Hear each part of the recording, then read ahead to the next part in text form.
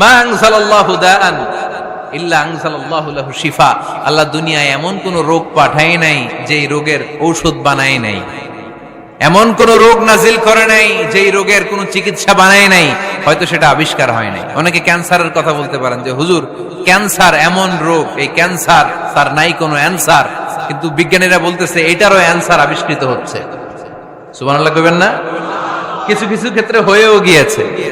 এজন্য দুঃখের পরেই আছে সুখ, কষ্টের পরেই আছে আনন্দ। এই দুনিয়াটাই এরকম, কষ্টের পরই আনন্দ। দেখবেন তারাবির নামাজ 20 রাকাত পড়তে কষ্ট লাগে না? কোমরে ব্যথা, হাঁটুতে ব্যথা, কিন্তু 20টা রাকাত যখন শেষ করে মসজিদ থেকে বের হই একটা আনন্দ আছে না নাই?